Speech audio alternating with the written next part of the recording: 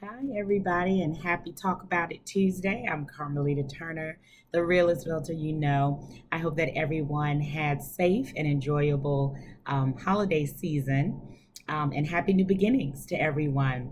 I wanted to come on today and actually share a post with you that I read from a dear friend and a former colleague. Shout out to you, Nikisha McDaniel. And it really resonated with me because it is definitely how I execute my professional life as a realtor, and the principles that I stand on as far as fighting for housing equity and affordability for everyone. So the post that she shared goes as follows. You're a single parent with a child. You work full time for $14 an hour. You bring home roughly 800 per paycheck. Your bills include 1,000 in rent, 150 electrical, 250 car payment, 150 car insurance. So let's do the math. You bring home about 1,600 a month and your bills average about 1,550, give or take. You're making it, but barely. This doesn't even include groceries, internet, cable, cell phone, etc., nor does it include um, your child support or child tax credit, things of that nature. Now, it's a really cold December and you get a power bill for $600. How do you pay that? To put it simply, you don't. Because you can't, so your power then gets shut off. But you know what your lease says, which this is true at many locations.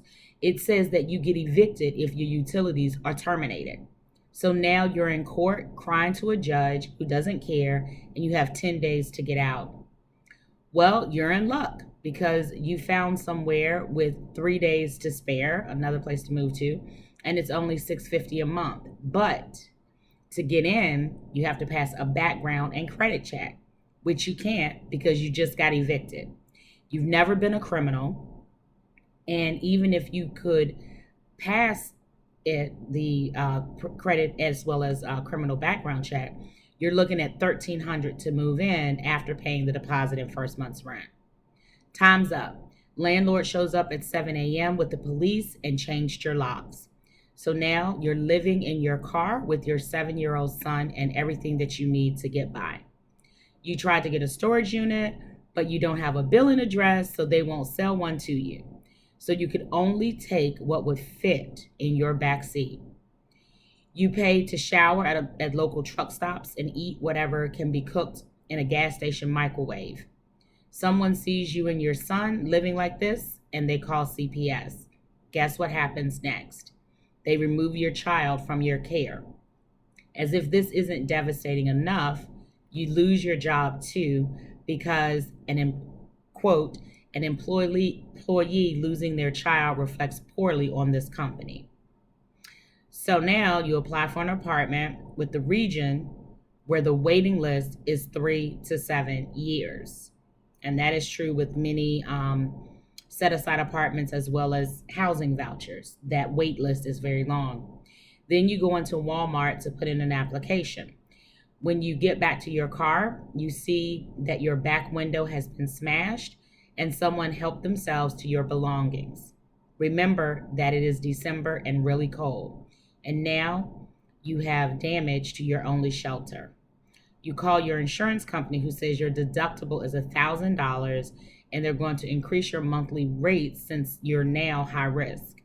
You call the homeless shelter as a last resort and all their beds are full. The story of this post stops there, but it clearly says, I think you get the point.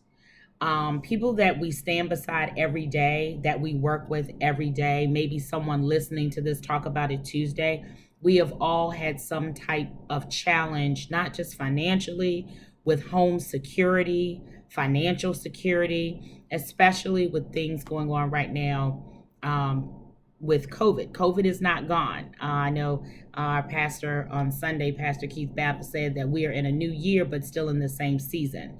So we still have people that are struggling, like my friend and colleague shared in this post.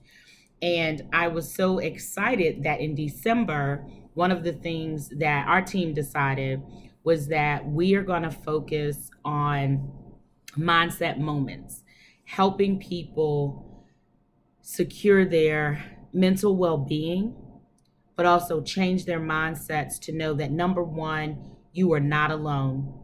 You should not be ashamed. You should not feel any guilt. I am saying that having a strong mindset so that you are able to ask for help.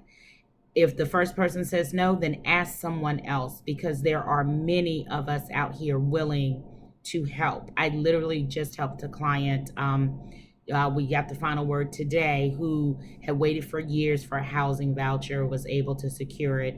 And we only had a finite amount of time to locate a place, and we were able to do it. And they prayerfully will be in a secure home, a secure shelter for themselves and their family before the end of this week.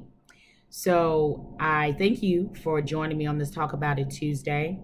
I hope that you reflect on what I shared and understand that we walk among many folks who really fit into the economically challenged, working poor. I hate to say working poor, but I definitely will say economically challenged category. And they are upstanding citizens that go to work every day. They work hard for themselves and their families. And we should continually work hard and fight. It's not okay when some of us make it and then we forget about fighting for equity for others. We should not be living in a world where scenarios like this exist, but unfortunately they do every day, every day. So I'm excited to say we're going to be bringing content to you that helps focus on mindset and provide strategy, because we are truly out here doing the work, and we want to help all who are ready and able to receive the help. Not that it's easy, but it is well worth the work. You guys have a great Talk About It Tuesday, and make sure that you join us for our podcast tomorrow, the Real is Realtor podcast, on Anchor and Spotify at 3 p.m. Take care.